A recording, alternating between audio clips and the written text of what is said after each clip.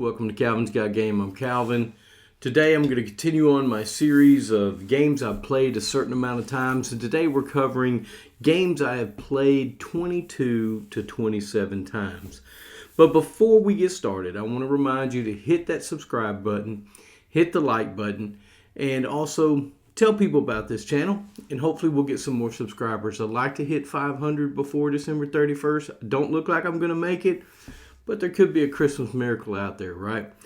All right, before we get started, I got some comments I'd like to go through. And so on my family board games for Christmas, Mark Patoka says from the list that we gave, his family really enjoys Super Mega Lucky Box and Camel Up. Then also from that same video, Stone River Wargaming said thanks for the thoughtful video. This was the first video of ours that he had seen. Stone River Wargaming also offered some good advice on how we can work some of the videos and putting some timestamps and things in there, and I really appreciate that. So thank you, Stone River's Wargaming. I'm glad you found our channel. Hopefully you subscribe, and hopefully you'll keep watching some of these videos. I do appreciate you. All right, now on the top 100 games video that we did, Lewis and I. We did our 10 to 1. This is the 10 to 1 video. NBK Games says he was wondering why Rise of Queensdale, I rated it a 10, but it didn't make my top 100. Well, here's the reason. Rise of Queensdale is a legacy game. Me and my wife played it, I think, like 17 or 18 times, maybe 16, something like that. And it gave us such a great experience playing together and getting it to the table that I rated it a 10. I don't get it to the table anymore, so it didn't make my top 100 because it's not replayable. But that was a great question. I appreciate that. Now, the last one is for the Games for Gamers video for Christmas we did. Stone River Wargaming says he thinks Dune Imperium is an okay game. Feels it doesn't scratch the Dune itch for him. And for people who are a big fan of Dune, recommends Dune War for Arrakis by Simon Games. And he also said he's interested in checking out Robinson Crusoe Adventures on the Cursed Island. So, thanks again, Stone River Wargaming, for your comment. We do appreciate it. I really like Dune Imperium. I like the mechanics of it. That's why it's a big hit for me. But I can understand not scratching an itch if you're a really big Dune fan, which I haven't read any of the books. Lewis probably would enjoy that game because he has read all the books. And I've watched one movie, I think, of it. So it's probably, and I would probably still enjoy Dune War for Arrakis. I don't know. Haven't played it, really never heard of it, so I appreciate the recommendation. All right, with all that being said, let's get to the games I've played 22 to 27 times. Starting with 22 times, I've played Roll for Adventure. Also, Roll for Adventure is a rolling game to where you're trying to protect your land from all these creatures coming, and there's certain puzzles you have to do it with dice. You're rolling dice to fix these puzzles. King Domino, I played 22 times. My wife really loves this game. It's kind of a game where you're building a 8x8 grid, 9x9 grid, 5x5 grid, some kind of 6x6 grid. I don't know how many big the grid is, but you're building a grid. You want to keep your castle in the middle, and you're wanting to match lands together with these bonus tiles with the land so you can score more points for it. It's a good little game, family weight game for sure. So I've played that one quite a bit. The next game is Farkle. Everybody's heard of Farkle. You're rolling dice, trying to get certain amounts of you're trying not to Farkle. So you're trying to get 1s or 5s to score the most points, and you can stop at any time. You can keep rolling any time. And if you roll all 1s, 5s, or triplets, or you roll 4 of a kind or 5 of a kind, you get certain points for that. This game is a lot of fun with a larger group, with family. It's an easy game to get to the table and play. I played that one 22 times as well. D&D Legends of Drizzt, I've played 22 times. I love the D&D system. for dungeon crawling. I've got Legends of Drizzt, I have Wrath of Ashardalon, I have Tomb of Annihilation. I'm missing Castle Ravenloft, which I'm trying to find, but haven't had that opportunity to get it yet. But I really, really do enjoy the dungeon crawl system that D&D has. Betrayal at House on the Hill, one of my favorite games. I've played 22 times as well. Betrayal at House on the Hill, you're going through a house. You're discovering new rooms as you go. You don't know why you're drawn to this house, but eventually when the haunt starts, you will know why you're there, what's going on. And yes, it can be a little fiddly, but I absolutely love this game. Sorry guys, my throat's a little sore this morning, or not sore, but dry. All right, here we go. Nevermore, I've played 24 times. Now, Nevermore is a drafting game where you're drafting cards. You'll draft a card, send the cards around, and you're trying to get a certain...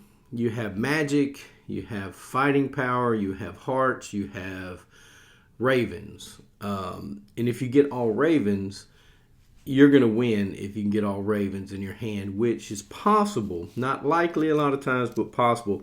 So you're scoring points or getting to do things when certain things come out. You have these tiles in the middle, you're going to flip them over, and that kind of tells you what roll we're going to do at that time. If you have the most, you win and get to do a certain thing.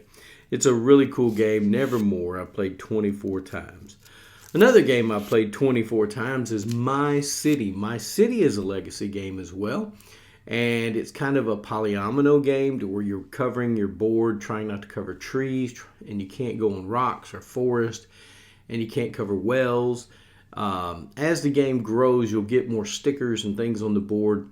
I don't want to tell too much about it, but once you get through playing it, you can play on the reverse side of the player board and just play a normal game. So it is a game you can get to the table after the legacy adventure is done. Another game I played 24 times is Harvest Dice. Harvest Dice is a roll and write game. You're going to roll some dice, and you're going to choose from carrots, tomatoes, lettuce, and I think that's all. No, carrots, lettuce, tomato. There's another one that I can't think of right now. And you're going to put these on your board. You go draw a little picture of a carrot, a little picture of a tomato, some lettuce. And I wish I could think of the other one, but I can't. So I think there's just 3. Yeah, there's just 3. So whichever dice is left, after everybody's drafted dice, there's going to be 1 dice left. Once that dice is left, you're going to put an X on that produce box, and that's going to become worth more points at the end of the game. So you're trying to fill your garden, and you can only, when you first start out, you can put it anywhere. But if you take another dice that is a lettuce or a tomato or a carrot, you have to put it beside the others, but it's numbered across the top and down the side. So you have to decide where you're going to put these carrots, lettuce, and tomato in a strategic way. It's a fun little roll and write. I enjoy it a lot. Game I played 25 times is Suro. Suro is a tile placing game to where you're trying not to, and you follow this path. Once you place a tile, you're going to move your piece up on the line that you're aligned with. And this thing can get crazy. I really enjoy this game. You get knocked out by crashing into another player or being knocked off the board where you follow the path and you fall off the board. It's a fun game. A lot of people can play it. Very easy to play. It's a fun game. Game I played 25 times is called Flinch. Flinch is kind of like Skip Bow. It's an older version. You're trying to get rid of the stack of cards in front of you that are face down. Only one is face up, and you're trying to play those out on the board. I think it goes up to 1 to 12 or 1 to 14, something like that. The game is just a card shedding game. You're trying to get rid of the cards in your deck, not necessarily from your hand, although you can use your hand to help build up the piles to get those accomplished by taking them off of your stack. You can have 4 piles out in the main play area, so It's a fun game. Like I said, it's like Skippo. I think it's an older version of Skippo. All right, 26 times is Rattlebones. Rattlebones is one of my favorites as well. This is a dice building game because the faces of the dice come off and you can add more faces to it. It's like a little circus that you're going to, or a festival fair, and you're moving and going around the board. You have these three pieces you can move, so you have a little bit of choice of what you're going to go to and what dice faces you can get. So you can roll your dice, get things, change out dice faces, and you're trying to score victory points. Well, Rattlebone starts at the end and goes around the opposite direction as you're scoring points. And if you ever meet Rattlebones, your person meets Rattlebones, you win the game. It's a fun, fast game, and there is a piece on the dice that is Rattlebones himself, and you have to move Rattlebones if you roll that. So Rattlebones will move up as well. It's a fun game. I enjoy it a lot. Some of the, you have to watch where you play it. Probably not good for smaller kids because those pieces could go flying off when they're trying to take them off the dice. So it is a family weight game, but probably not for younger kids. 26 times I've played Lost Legacy, the Starship. Lost Legacy, the Starship's in a love letter style. It has like 16 cards. You're trying to find the lost starship. The starship is in somebody's hand or face down in the middle of the table, and you're playing cards out. You'll draw one, play one, and there's kind of knocking people out, but your goal is to find the starship. Fun game. I enjoy it. Very small. You put it in your pocket and go. Game I played 26 times is Citadels. A lot of people don't like Citadels. I happen to enjoy it. Citadels is a game where you have a hidden roll. You're going to take the rolls. The first person will take the rolls. They'll put one face down on the table depending on how many players you got. And then you'll pass it. They'll pick a roll. They'll pass the cards. So you kind of know, okay, there's two rolls out. What do you think they took? So you can decide what you're going to take. Because if they took the thief or the assassin, you might really decide, well, if I pick this one, I'm pretty sure they're going to kill that person. I won't get to go this turn. And then in this game, you're trying to build so many, what do you call them things? So many cards in your town. You're building buildings in your town. So whoever builds so many buildings first, you're going to score points. You're not necessarily going to win. You'll just end the game. So it's about scoring victory points. The game is a lot of fun. I like Citadels a lot. Game I played 27 times is Redneck Life. Redneck Life is the game of life, but played in a redneck way. And what do I mean by that? Very hillbilly-ish, if you will. The game is not won by money. It's won by who has the most teeth at the end of the game. This game is hilarious. My mom loves this game because she thinks it's so funny. And she's 84 years old, so anytime she wants to play it, I'll play it with her because I know she really likes it. Redneck Life is a lot of fun. If you haven't played it, it's by Gut Busting Games. Go check it out. I think you might enjoy it. If you like life, you'll definitely like Redneck Life.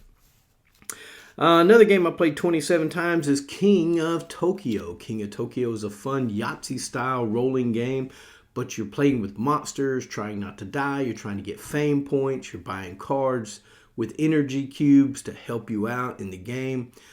This game is just chaotic fun. It's a King of the Hill game. I mean, how many of us ever played King of the Hill when we're standing on a dirt mountain? People are coming up trying to knock us off, and we're throwing them back down the hill. I've got some scars from that game. For sure, on my elbows and everywhere else from where I fell on there was some glass in the dirt mound, and I got the glass in my elbow. But I still would play it if I was able to today. As you get older, you don't want to play those kind of games. You'll break some bones instead of just getting cut by glass. But King of Tokyo is a lot of fun. If you like a Yahtzee style board game where you're playing with monsters and trying to be the king of Tokyo, this game's for you. Game I played 27 times also is Ink and Gold. Ink and Gold is such a great game. It's an introductory game anybody can play. You get two cards. One is to go back to your tent. The other is to keep exploring into a cave. You'll have 6 levels. and as you're going through the cave, some hazards might show up, and if two of the same hazards show up, nobody gets nothing except for the people who went back to their tent. And if you go back to your tent, you can pick up some jewels along the way, on your way back, that people left behind because it wasn't enough to divvy out to everybody. When a jewel card comes up, you divide that by how many players. Everybody gets a certain amount, and what's left over goes on the card. So that's what you can get when you go back to your tent. But you have to be careful, because if multiple people go back to the tent and you can't divide them evenly, they stay there. So Ink and Gold is a lot of fun, very easy to play. My last one is also 27 times. I played it 27 times. Is Azul. Azul is a great game to you've got textile pieces. You're trying to build a tile wall. You're trying to be the best tiler in, a person that can tile a wall for the king or whatever. This game's a lot of fun. If you like those big chunky pieces, they're colorful, they're pretty, and you're going to put them on the board. But you got to be careful, because you can be forced to take some tiles that you don't want, and you'll get overages, and you'll have to drop them on the floor, and you'll get negative points.